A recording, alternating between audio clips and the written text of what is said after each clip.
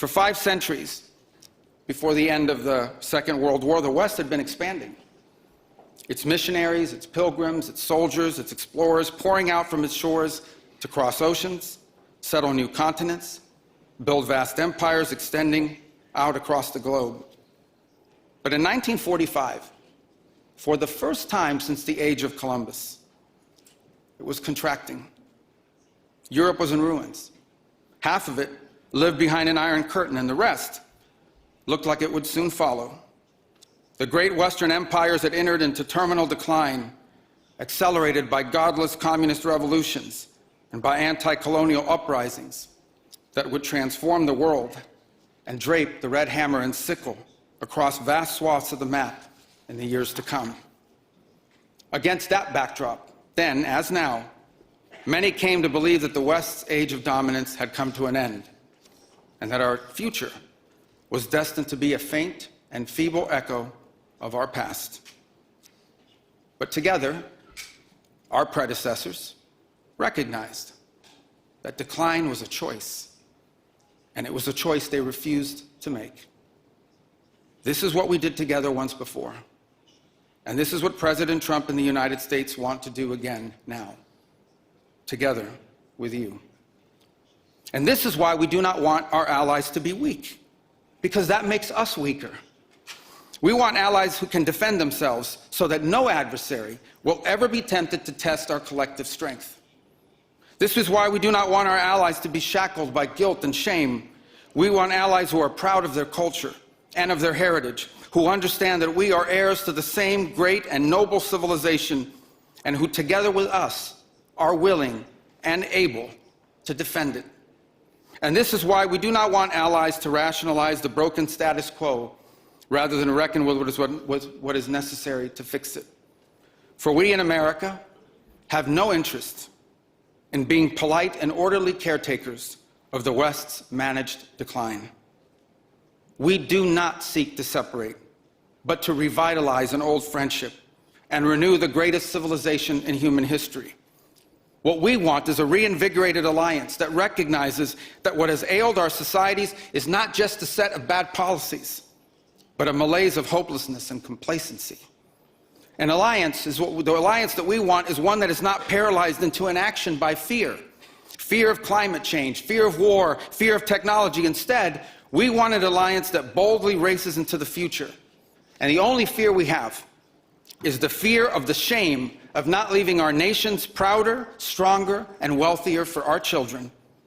An alliance ready to defend our people, to safeguard our interests, and to preserve the freedom of action that allows us to shape our own destiny.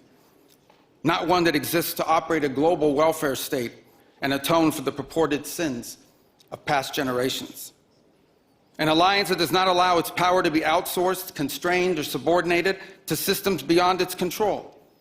One that does not depend on others for the critical necessities of its national life. And one that does not maintain the polite pretense that our way of life is just one among many, and that asks for permission before it acts. And above all, an alliance based on the recognition that we, the West, have inherited together. What we have inherited together is something that is unique and distinctive and irreplaceable, because this, after all, is the very foundation of the transatlantic bond. Acting together in this way, we will not just help recover a sane foreign policy, it will restore to us a clear sense of ourselves. It will restore a place in the world. And in so doing, it will rebuke and deter the forces of civilizational erasure that today menace both America and Europe alike. So in a time of headlines heralding the end of the transatlantic era, let it be known and clear to all that this is neither our goal nor our wish. Because for us Americans, our home may be in the Western Hemisphere, but we will always be a child of Europe.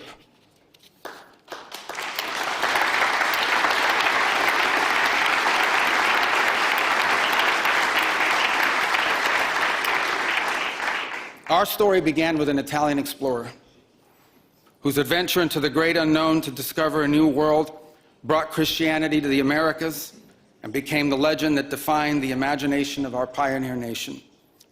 Our first colonies were built by English settlers, to whom we owe not just the language we speak, but the whole of our political and legal system. Our frontiers were shaped by Scots-Irish, that proud, hardy clan from the hills of Ulster that gave us Davy Crockett and Mark Twain and Teddy Roosevelt and Neil Armstrong. Our great Midwestern heartland was built by German farmers and craftsmen who transformed empty plains into a global agricultural powerhouse. And by the way, dramatically upgraded the quality of American beer. Our expansion into the interior followed the footsteps of French fur traders and explorers whose names, by the way, still adorn the street signs and town names all across the Mississippi Valley. Our horses, our ranches, our rodeos, the entire romance of the cowboy archetype that became synonymous with the American West. These were born in Spain. And our largest and most iconic city was named New Amsterdam before it was named New York. And you know that in the year that my country was founded, Lorenzo and Catalina Giraldi lived in Casal Monferrato in the Kingdom of Piedmont, Sardinia. And Jose and Manuela Reina lived in Sevilla, Spain. I don't know what, if anything, they knew about the 13 colonies which had gained their independence from the British Empire. But here's what I'm certain of. They could have never imagined that 250 years later, one of their direct descendants would be back here today on this continent as the chief diplomat of that infant nation. And yet here I am, reminded by my own story that both our histories and our fates will always be linked. Together, we rebuilt a shattered continent in the wake of 2 devastating world wars. When we found ourselves divided once again by the Iron Curtain, the Free West linked arms with the courageous dissidents struggling against tyranny in the East to defeat Soviet communism. We have fought against each other, then reconciled, then fought, then reconciled again. And we have bled and died side by side on battlefields, from Kapyong to Kandahar. And I'm here today to leave it clear that America is charting the path for a new century of prosperity, and that once again, we want to do it together with you, our cherished allies and our oldest friends.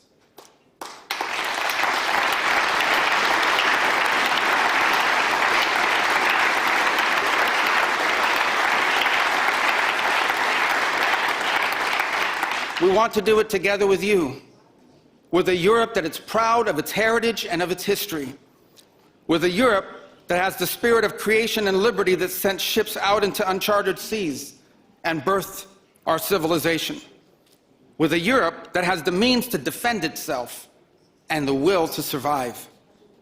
We should be proud of what we achieved together in the last century, but now we must confront and embrace the opportunities of a new one. Because yesterday is over. The future is inevitable. And our destiny together awaits. Thank you.